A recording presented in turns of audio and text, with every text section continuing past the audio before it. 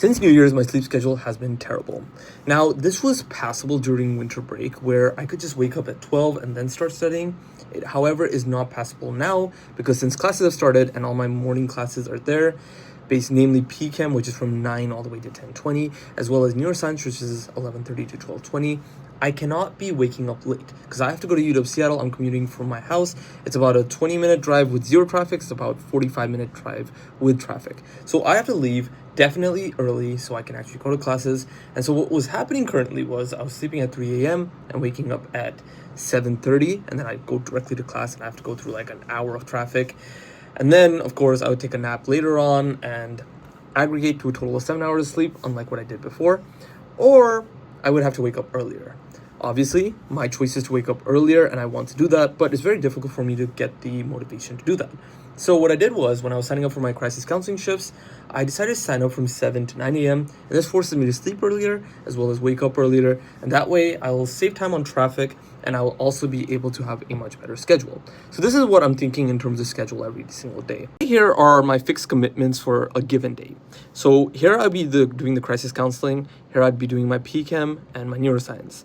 And then in between this and during this and after this, I'd be mainly focusing on studying for the MCAT, as well as just doing homework to keep up. Of course, I'll be going to the gym every day. This was one of my New Year's resolutions. And of course, I did that New Year's resolution last year. It's just a continuation. I have to continue this pretty much every year I exist. So anyways, I'll be going from the gym probably around 8:30 to 11. Second I come back from gym, I'm going to go sleep. And I think this will be a brilliant work-life balance sort of thing because I'm able to consistently study for the MCAT, my classes, and I won't be taking my laptop home either, which means I can, when I come home, I can just focus on resting, focus on relaxing, and that's going to be a very good cycle. Something that wasn't really introduced during winter break and something that I really want to improve in my life. On that note though, with MCAT studying, I'm almost done with bio and biochem. I have to finish up the metabolism reactions from Ninja Nerd, which is almost done. I think there's only like 3 or 4 more videos to do, as well as just finishing the last video for the bio on Yusuf Hassan. Once that's done, I can move on to chem and psych and soc.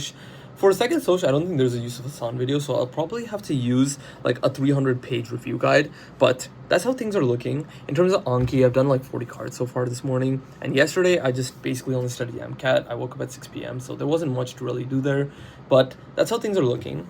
Anyways, today is day 11, I believe, but hopefully y'all are doing well. I'm going to reflect later today, or I'm going to reflect tomorrow morning. I'm debating whether the morning times are better or the evening times are better, but yes, that's how things are looking. Hopefully y'all are keeping up with your goals, but take care, have a wonderful day.